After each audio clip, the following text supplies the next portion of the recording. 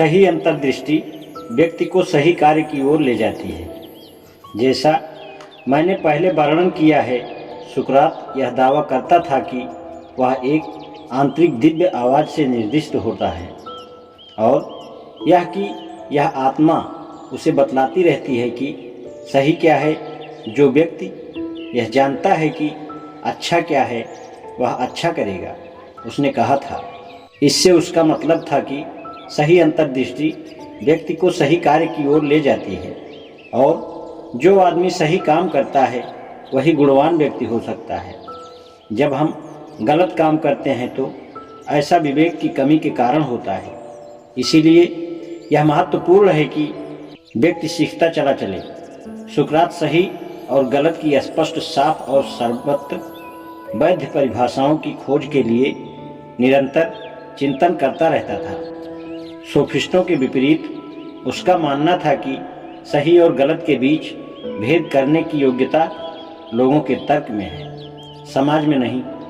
तुम शायद यह सोचो कि यह भाग थोड़ा ज़्यादा दुरूह है सोफी।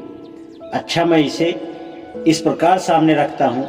सुकरात का विचार था कि यदि लोग अपनी शुद्ध बुद्धि के विपरीत आचरण करते हैं तो संभवतः कभी सुखी नहीं होंगे, और जो सुख पाने का तरीका जानता है वह ठीक काम करेगा। इसलिए जिसे सही ज्ञान है वह सही काम करेगा, क्योंकि दुखी होना कोई क्यों चाहेगा। तुम्हारा क्या विचार है सोफी? क्या तुम ऐसी चीज़ें करके जिनके विषय में तुम्हारे अंदर गहरे कोई तुम्हें बतलाता है कि यह गलत है, सुखी जीवन जी सकती हो? बहुत सारे ऐसे लोग हैं जो झूठ बोलते हैं, धोखा देते हैं और दूसरों की बुराई करते हैं। क्या वे यह नहीं जानते कि ये चीज़ें सही हैं अथवा नहीं? ये चीज़ें सही नहीं हैं या यह उचित नहीं है उनकी राय में? क्या तुम सोचती हो यह लोग सुखी हैं सोफी? सुकरात ऐसे लोगों को सुखी नहीं मानता था। जब सोफी ने पत्र पढ़ लिया, उसने जल्दी से इसे कुकी टिन में रख दिया और बाद में रेंगती हुई बाहर बाग में आ गई। वह अपनी माँ के खरीदारी करके वापस लौटने से पहले मकान में अंदर जाना चाहती थी, ताकि उससे यह सवाल न पूछा जाए कि वह कहाँ रही थी। और उसने प्लेटें वगैरह साफ करने का वायदा भी तो किया था।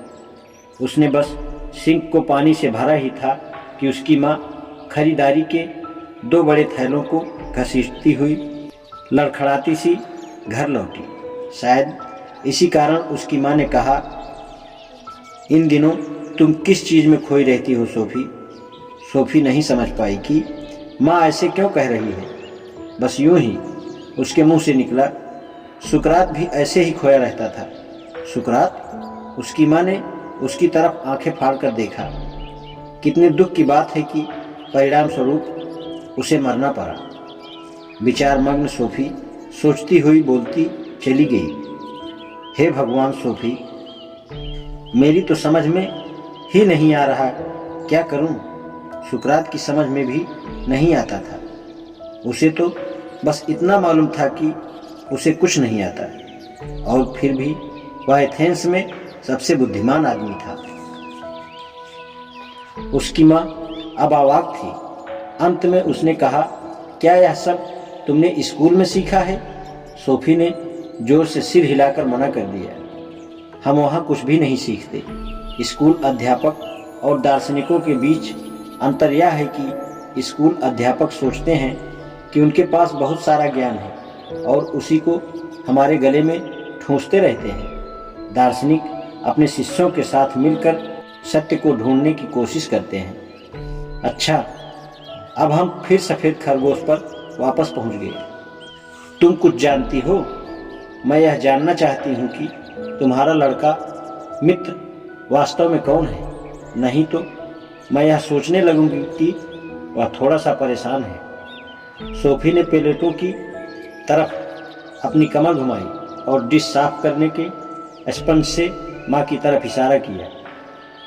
वह परेशान नहीं है, किंतु वह दूसरों को परेशान करना पसंद करता है, ताकि उन्हें ढर्रे से बाहर निकाल सके।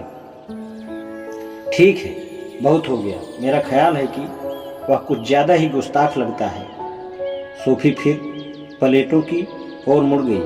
वह ना तो गुस्ताख है और ना ही पिछलग्गू, सोफी ने कहा, किंतु वह सच्ची बुद्धिमत्ता तक पहुंचना चाहता है और यही अंतर ताश की गड्डी के दूसरे पत्तों और वास्तविक जोकर के बीच है। क्या तुमने जोकर कहा? सोफी ने स्वीकृति में सिर हिलाया। क्या तुमने कभी इस तथ्य के बारे में सोचा है कि ताश की गड्डी में बहुत सारे पान और ईंट होती हैं और बहुत सारे हुक्म और चिड़ी होते हैं, किंतु जोकर केवल एक होता है? हाय प्रभु, तुम कैसा उल्टा जवाब दे रही हो सोफी, और तुम पूछती कैसे हो? उसकी माँ ने परचून का सब सामान अलग लगा दिया था। अब उसने अखबार उठाया और बैठने के लिए कमरे में चली गई। सोफी को लगा कि आज माँ ने दरवाज़ा कुछ ज़्यादा ही जोर से बंद किया है। सोफी ने प्लेटें साफ कर दी और दूसरे और ऊपर कमरे में चली गई। उसने लाल रेशमी स्कार्फ लेगो ब्लॉक्स के साथ अलमारी के ऊपर रख दिया था।